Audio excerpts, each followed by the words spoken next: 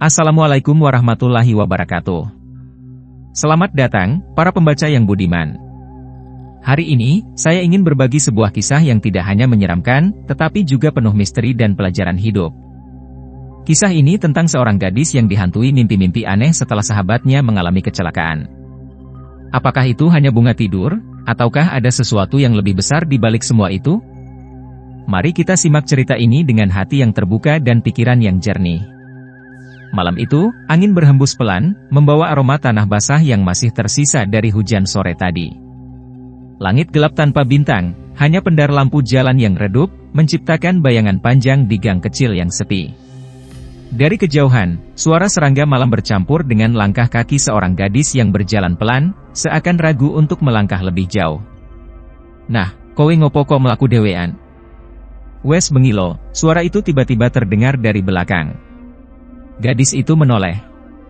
Sosok dua anak perempuan berdiri tak jauh darinya, rambut mereka panjang tergerai, wajahnya samar di bawah cahaya lampu jalan.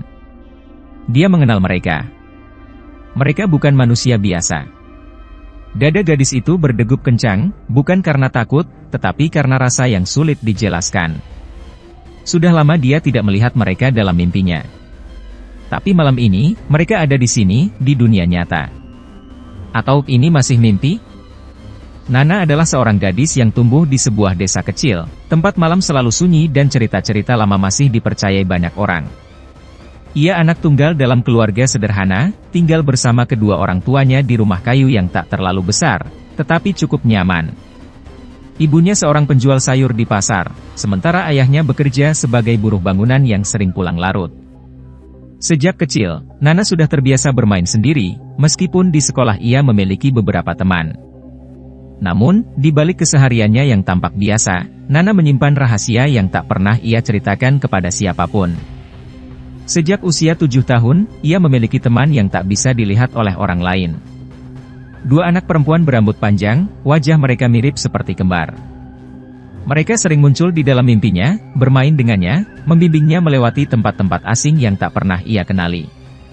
Awalnya, Nana mengira mereka hanyalah bagian dari imajinasinya.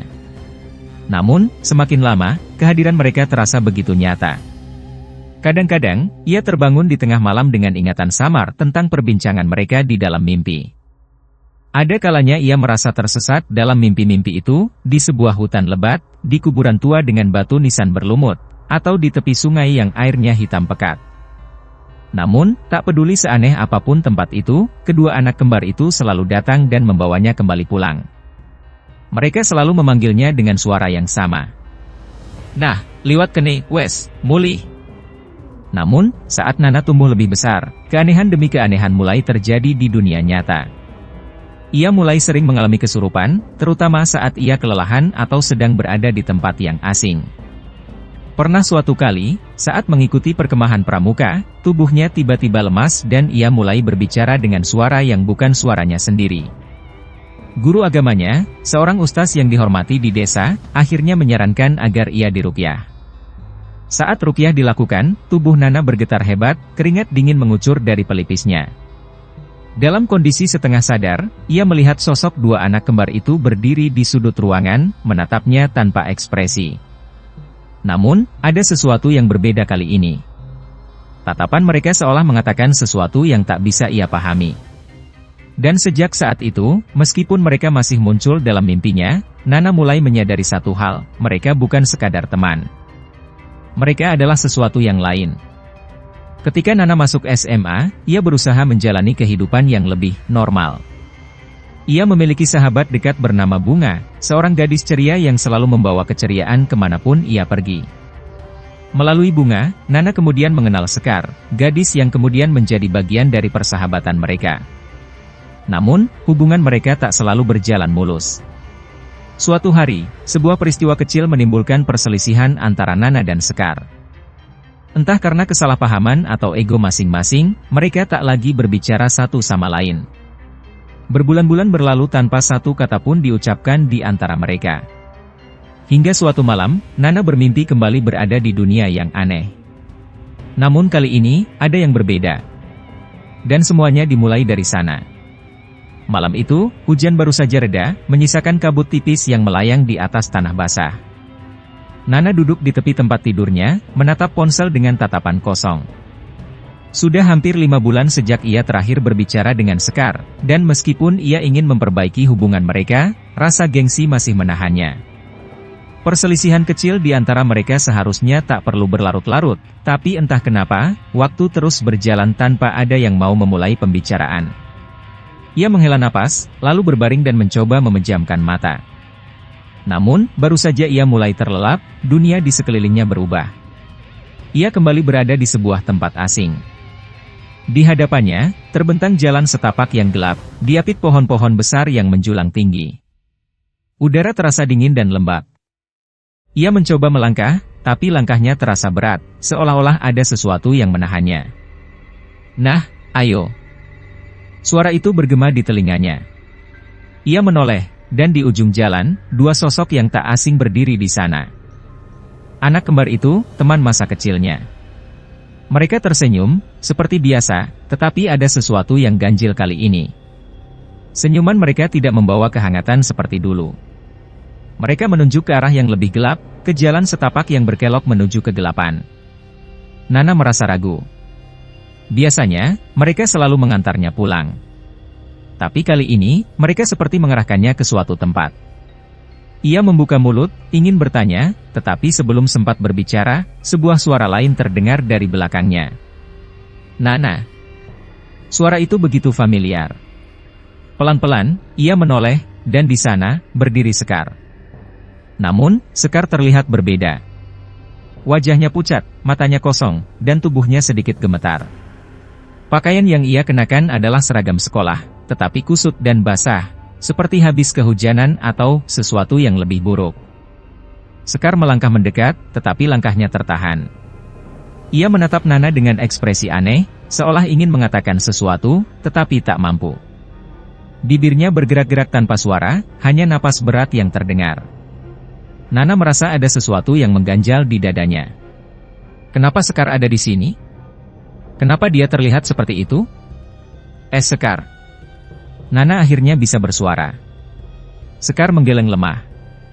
Napasnya semakin berat, tangannya sedikit terangkat, seolah ingin meminta bantuan. Tetapi sebelum Nana sempat mendekat, tiba-tiba 2 anak kembar itu berdiri di antara mereka. "Wis, ayo mulih." Suara mereka terdengar lembut, tetapi kali ini ada nada mendesak. Mereka menggandeng tangan Nana, menariknya menjauh. Sekar masih berdiri di tempatnya, tak bergerak. Nana ingin melawan, ingin tetap di sana dan mencari tahu apa yang sebenarnya terjadi. Tetapi tubuhnya terasa berat, semakin jauh dan jauh, hingga semuanya menjadi gelap. Ia terbangun dengan napas tersengal. Dadanya naik turun, keringat dingin membasahi pelipisnya. Mimpi itu terasa terlalu nyata. Dan yang lebih aneh lagi, kenapa Sekar ada di sana? Nana masih terengah-engah ketika terbangun dari mimpinya. Dadanya berdegup kencang, bulu kuduknya berdiri. Sekar. Kenapa dia muncul dalam mimpi itu? Kenapa wajahnya pucat, tatapannya kosong? Ia melirik jam di dinding, pukul 2.30 dini hari. Hawa dingin malam terasa menusuk, padahal jendela kamar tertutup rapat. Nana mencoba mengatur napasnya, berusaha meyakinkan diri bahwa itu hanya mimpi. Tapi ada sesuatu yang mengganggu pikirannya. Pikirannya melayang pada peristiwa beberapa hari lalu, ketika ia mendengar teman-teman Sekar berbicara di kantin tentang kecelakaan. Apakah Sekar benar-benar koma? Ataukah ada sesuatu yang lebih buruk? Keesokan harinya, di sekolah, Nana berusaha mencari tahu. Ia mendatangi kelas Sekar dengan hati-hati, mengintip ke dalam. Namun, bangku Sekar kosong. "Bunga," bisiknya pelan saat bertemu dengan sahabatnya di koridor.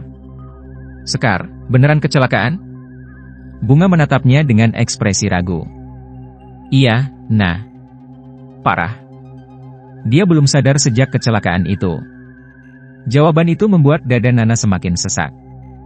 Ia ingin bertanya lebih jauh, tapi sebelum sempat berbicara lagi, seorang teman Sekar lewat dan tanpa sengaja membahas sesuatu yang membuat darah Nana berdesir.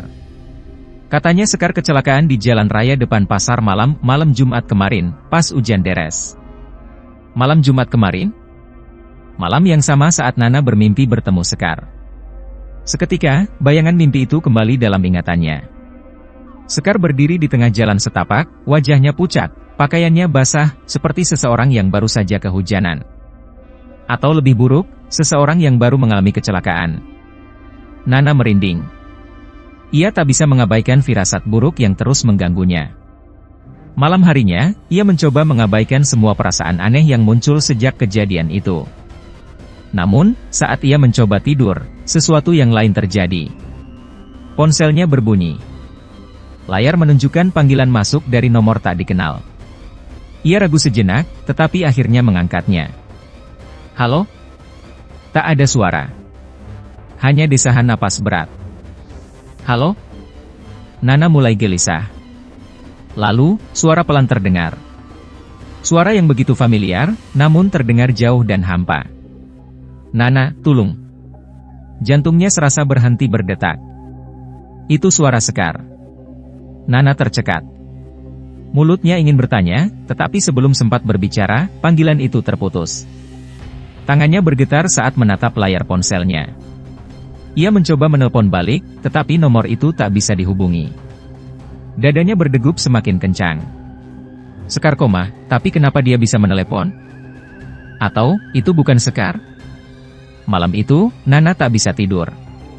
Ia duduk di tempat tidurnya, memeluk lutut, menatap kosong ke layar ponselnya yang kini terasa begitu dingin di tangannya. Lalu, saat tengah malam menjelang, sesuatu yang lebih mengerikan terjadi. Dari sudut matanya, ia melihat sesuatu di cermin kamar. Sesosok bayangan berdiri di belakangnya. Diam. Menatapnya. Dan bayangan itu tersenyum. Nana membeku. Napasnya tertahan di tenggorokan. Bayangan di cermin itu bukan dirinya. Itu Sekar. Dengan wajah pucat, rambut tergerai basah, dan senyum tipis yang terasa janggal. Nana ingin menoleh, tapi tubuhnya kaku. Keringat dingin mengalir di pelipisnya. Ia tahu, jika ia berani menoleh, sesuatu yang lebih buruk mungkin akan terjadi. Bayangan Sekar di cermin tiba-tiba bergerak, meski tubuh Nana tetap diam. Ia melihat Sekar perlahan mengangkat tangan, seakan ingin meraih sesuatu, atau seseorang. Nana. Suara itu terdengar lagi. Kali ini lebih dekat. Lebih nyata. Dan kemudian, lampu kamar Nana tiba-tiba padam. Gelap. Nana merasakan sesuatu yang dingin menyentuh bahunya. Jemari yang lembut tapi tak berwujud, seperti kabut yang menyelimuti kulitnya. Dengan panik, ia meraba-raba ponselnya di atas tempat tidur. Layarnya masih menyala, memancarkan cahaya redup. Dengan tangan gemetar, ia segera menyalakan senter. Saat cahaya menyapu ruangan, tak ada siapa-siapa di belakangnya. Hanya lemari, meja belajar, dan kasurnya yang berantakan. Namun, cermin itu masih ada di sana. Dan bayangan Sekar masih tersenyum di dalamnya. Nana tersentak mundur, nyaris menjatuhkan ponselnya. Ini bukan mimpi. Ini nyata. Dengan jantung yang berdetak liar, ia menggigit bibirnya, berusaha mengumpulkan keberanian. Sekar, apa yang terjadi sama kamu? Bayangan Sekar dalam cermin menatapnya, bibirnya bergerak-gerak, tapi suaranya tak terdengar. Namun, perlahan, sesuatu mulai muncul di permukaan cermin. Tulisan itu terukir sendiri, seolah ada tangan tak kasat mata yang menggores permukaannya. Tolong aku. Darah Nana seakan membeku. Tangannya mencengkeram erat ponsel. Otaknya berusaha memahami apa yang sedang terjadi. Sekar koma. Tapi entah bagaimana, ia ada di sini, dalam bentuk yang tak seharusnya. Nana menelan ludah. Gimana caranya aku bisa nolong kamu? Seketika, bayangan Sekar di dalam cermin berubah. Senyumannya memudar. Wajahnya tampak lebih muram, lebih putus asa. Lalu, ia mengangkat tangannya dan menunjuk sesuatu.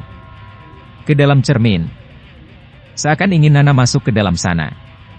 Tiba-tiba, pintu kamar Nana terbuka dengan keras, membuatnya tersentak dan berbalik.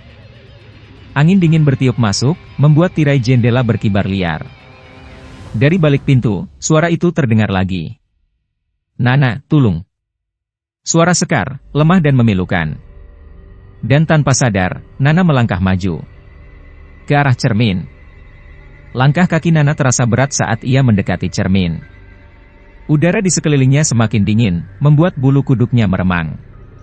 Cahaya dari ponselnya mulai redup, baterainya hampir habis, meninggalkan bayangan samar di permukaan cermin yang masih bergetar. Sekar masih ada di sana. Wajahnya semakin jelas, tatapannya penuh harap sekaligus putus asa. Jemarinya menekan sisi dalam kaca, seperti seseorang yang terjebak di balik lapisan tipis antara dunia mereka. "Tulung!" Bisikan itu terdengar lagi, kali ini lebih dekat, seakan berasal dari dalam kepala Nana sendiri. Seketika, tubuh Nana terasa ringan. Pandangannya berputar, dan sebelum ia sempat memahami apa yang terjadi, dunia di sekelilingnya mengabur. Ia jatuh ke dalam cermin. Saat Nana membuka mata, ia tidak lagi berada di kamarnya. Udara di sekitarnya terasa dingin dan lembab. Ia berdiri di sebuah tempat yang sangat familiar, jalan setapak sempit, diapit pohon-pohon besar dengan kabut yang menggantung rendah. Nana menelan ludah. Ini tempat yang sama seperti dalam mimpinya. Di kejauhan, ia melihat sosok Sekar. Gadis itu berdiri diam di tengah jalan, tubuhnya masih dalam seragam sekolah yang kusut dan basah. Tetapi ada yang berbeda. Sekar tidak lagi pucat. Ekspresinya tidak kosong seperti sebelumnya. Kini ia menatap Nana dengan tatapan yang penuh emosi, ketakutan, kesedihan, dan sesuatu yang belum bisa Nana pahami. Nana melangkah maju, mencoba mendekati sahabatnya. "Sekar, apa yang sebenarnya terjadi?" Sekar membuka mulutnya, tetapi tidak ada suara yang keluar. Ia menggeleng pelan, lalu mengangkat tangannya, menunjuk ke arah lain. Nana mengikuti arah jari Sekar. Dan di sanalah ia melihatnya. Sebuah bayangan hitam berdiri tak jauh dari mereka, sosok tinggi dengan wajah yang tak bisa dikenali. Udara di sekitar bayangan itu terasa lebih dingin, lebih berat, membuat napas Nana tercekat. Bayangan itu melangkah maju, perlahan, seolah menikmati setiap detiknya. Sekar mundur, mendekat ke Nana. Wajahnya kini dipenuhi ketakutan. Saat itulah Nana memahami semuanya. Sekar tidak terjebak di sini sendirian. Ada sesuatu yang menahannya. Sesuatu yang gelap, sesuatu yang tidak ingin melepaskannya. Jantung Nana berdebar kencang. Ia harus melakukan sesuatu. Ia tidak bisa membiarkan Sekar tetap di sini, di tempat yang seharusnya bukan untuk mereka. Tetapi bagaimana caranya? Nana merasakan sesuatu yang hangat di tangannya. Ia menoleh dan melihat Sekar menggenggam tangannya erat, seolah meminta bantuan. Dan saat itu, sebuah suara lain terdengar di kepalanya. "Wis, mulih."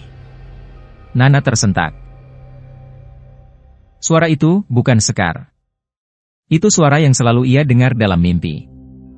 Ia menoleh ke samping dan melihat dua sosok anak kembar itu berdiri di belakangnya. Mata mereka tajam, tetapi kali ini bukan menatapnya, mereka menatap bayangan hitam yang mendekat. Salah satu dari mereka mengulurkan tangan ke arah Nana. Nana mengerti. Ia menggenggam tangan Sekar lebih erat, dan dengan keberanian yang tersisa, ia menutup mata. Bayangan hitam itu bergerak cepat ke arah mereka. Dan seketika, cahaya menyilaukan menerpa seluruh tempat itu. Nana terbangun dengan napas tersengal. Ia kembali di kamarnya. Tubuhnya basah oleh keringat, tetapi ruangan itu tidak lagi dingin. Cermin di depannya masih ada, tetapi kini permukaannya buram, seperti tertutup lapisan kabut tipis. Dengan tangan gemetar, Nana meraih ponselnya. Layarnya menyala kembali, menunjukkan waktu. Pukul 3.33 dini hari. Ia mengusap wajahnya, mencoba menenangkan diri. Tetapi sebelum ia sempat berpikir lebih jauh, ponselnya berbunyi. Sebuah pesan masuk. Dari nomor yang sama seperti sebelumnya. Dengan jantung berdebar, Nana membuka pesannya. Hanya satu kata yang tertulis di sana. "Matur nuwun." Dan kali ini, ia tahu bahwa Sekar benar-benar telah pergi. Pagi itu, matahari bersinar lembut, menyapu embun yang masih menggantung di dedaunan. Burung-burung berkicau pelan, seakan menyambut hari baru yang terasa lebih tenang dari sebelumnya. Nana duduk di teras rumahnya, secangkir teh hangat di tangannya. Matanya masih sedikit bengkak karena kurang tidur, tapi ada sesuatu yang berbeda hari ini. Udara terasa lebih ringan, tidak lagi menekan seperti malam-malam sebelumnya. Ia membuka ponselnya dan membaca ulang pesan terakhir yang diterimanya beberapa jam lalu. "Matur nuwun." Ucapan terima kasih. Sekar sudah pergi, dan Nana tahu, kali ini sahabatnya benar-benar telah menemukan jalan pulangnya. Di sekolah, kabar tentang Sekar akhirnya menyebar. Setelah berhari-hari dalam keadaan koma, Sekar akhirnya menghembuskan napas terakhirnya. Bunga, yang selama ini juga berteman dekat dengan Sekar, menangis terseduh saat mendengar berita itu. Dia kayaknya emang udah pamit sama kita, ya, nah? Suara Bunga lirih saat mereka duduk di bangku kantin. Nana mengangguk pelan. Ia ingin menceritakan semuanya, tentang mimpi-mimpinya, tentang bayangan di cermin, tentang bagaimana Sekar meminta pertolongan. Tapi ia tahu, tidak semua orang bisa memahami apa yang telah ia alami. Akhirnya, ia hanya berkata, "Iya, Bung. Dia udah tenang sekarang." Hari-hari berlalu, dan perlahan kehidupan kembali berjalan seperti biasa. Tapi bagi Nana, sesuatu telah berubah. Malam-malamnya kini lebih sunyi. Tidak ada lagi suara lirih yang memanggil namanya. Tidak ada lagi bayangan di cermin yang tersenyum. Tidak ada lagi panggilan tak dikenal di tengah malam. Dan yang paling aneh, teman kembar yang selalu muncul dalam mimpinya sejak kecil, kini juga menghilang. Ia tidak lagi bermimpi tersesat di tempat-tempat asing. Tidak ada lagi suara yang membimbingnya pulang. Untuk pertama kalinya dalam hidupnya, ia merasa sendiri. Namun, ia tahu bahwa ini bukan kesendirian yang buruk. Ini adalah kedamaian. Sore itu, Nana berjalan pulang dari sekolah, melewati jalan yang biasa ia lewati bersama Sekar dan Bunga. Pasar malam yang dulu sering mereka datangi sudah kembali ramai, lampu-lampu warna-warni berkelap-kelip di kejauhan. Saat melewati toko cermin di sudut jalan, langkahnya terhenti. Di sana, di balik pantulan kaca yang jernih, ia melihat bayangannya sendiri. Tidak ada lagi sosok Sekar di belakangnya. Tidak ada lagi senyum yang bukan miliknya. Hanya dirinya, berdiri sendiri. Dan untuk pertama kalinya, ia tersenyum pada pantulan dirinya sendiri. Lalu ia melangkah pergi, meninggalkan bayangan itu di belakang, dan berjalan menuju masa depan yang baru. Demikianlah kisah ini berakhir. Sebuah cerita tentang kehilangan, penyesalan, dan pesan dari dunia yang tak kasat mata. Semoga kita semua bisa mengambil pelajaran dari kejadian ini, bahwa terkadang, tidak semua hal bisa kita pahami, dan ada baiknya kita selalu waspada serta menjaga hubungan baik dengan orang-orang di sekitar kita. Jangan sampai rasa gengsi membuat kita menyesal di kemudian hari. Terima kasih telah menyimak, semoga bermanfaat. Wassalamualaikum warahmatullahi wabarakatuh.